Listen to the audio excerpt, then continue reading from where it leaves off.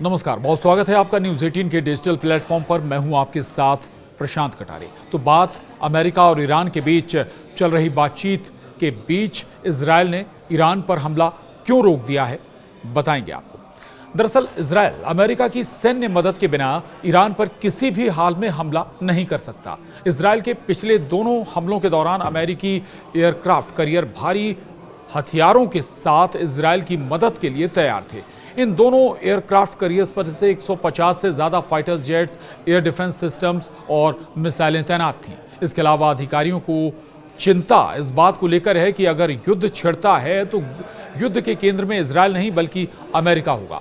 लिहाजा प्रशासन ने ट्रंप को सलाह दी है कि अमेरिका को मिडिल ईस्ट में एक और युद्ध में फंसने से बचना चाहिए और ईरान के साथ बातचीत शुरू करनी चाहिए।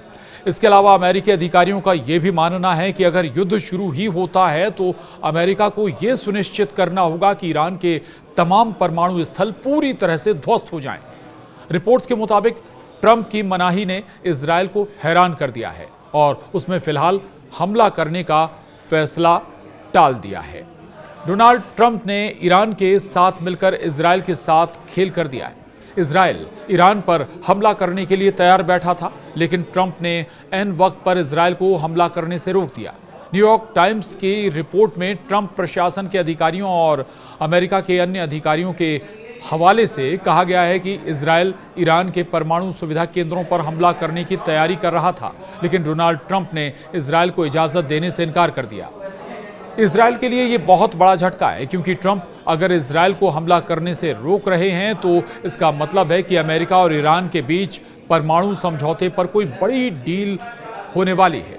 न्यूयॉर्क टाइम्स की रिपोर्ट के मुताबिक इजरायल ने ईरान पर हमले की करीब करीब तैयारी कर ली थी, लेकिन ट्रंप के मना करने के बाद उसे अपना हमला टालना पड़ा। हालांकि ईरान ने यूरेनियम संवर्धन पर रोक लगाने की अमेरिकी मांग को खारिज कर दिया था, लेकिन ओमान में अमेरिकी अधिकारियों के साथ हुई बैठक को ईरानी सुप्रीम लीडर ने पॉजिटिव कहा है, जिससे संकेत मिलने लगे हैं कि ईरान और अमेरिका किसी समझौते तक पहुंच सकते हैं। वहीं इजरायली एक्सपर्ट्स ने कहना शुरू कर दिया है कि अगर अमेरिका ईरान के साथ 2015 वाला ही समझौता करता है तो इसका मतलब ईरान में इस्लामिक शासन को और मजबूत होना है। ईरान पर हमला ना किए जाने की कंडीशन क्या बन रही है, इस पर हम आपको और विस्तार से बताते हैं। दरअसल बताया गया है कि इसके पीछे की वजह यह है कि व्हाइट हाउस तेहरान के प्रति सैन्य दृष्टिकोण के बजाय कूटनीतिक दृष्टिकोण अपनाने की ओर झुका हुआ है। टाइम्स के मुताबिक ट्रंप ने प्रशासन के अधिकारियों के बीच महीनों तक चली आंतरिक बहस के बाद ईरान के साथ बातचीत करने का फैसला किया है। अमेरिकी अधिकारी हमले के पक्ष में नहीं थे और उनका मानना था कि ईरान पर हमला होने से मिडिल ईस्ट में एक खतरनाक युद्ध छिड़ सकता है और ये क्षेत्र पहले से ही तनाव में है, लिहाजा हमले से स्थिति काफ़ी खराब हो सकती है।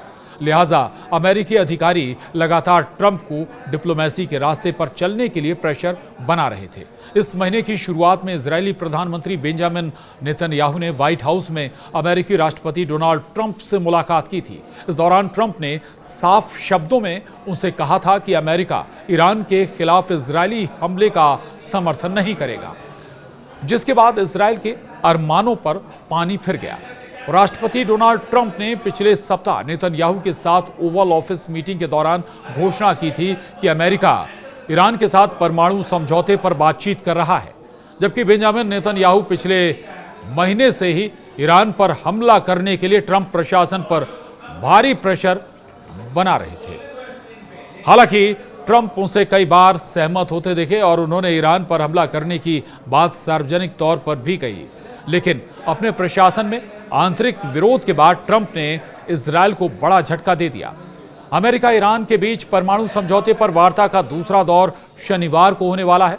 रॉयटर्स के मुताबिक ट्रंप ने मंगलवार को वार्ता से पहले ईरान को के परमाणु कार्यक्रम पर चर्चा करने के लिए शीर्ष राष्ट्रीय सुरक्षा अधिकारियों के साथ सिचुएशन रूम मीटिंग बुलाई है।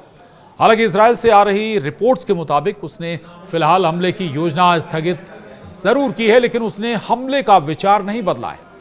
इजरायल फिलहाल ये देखना चाहता है कि ईरान और अमेरिका के बीच परमाणु समझौता किस तरह का होता है।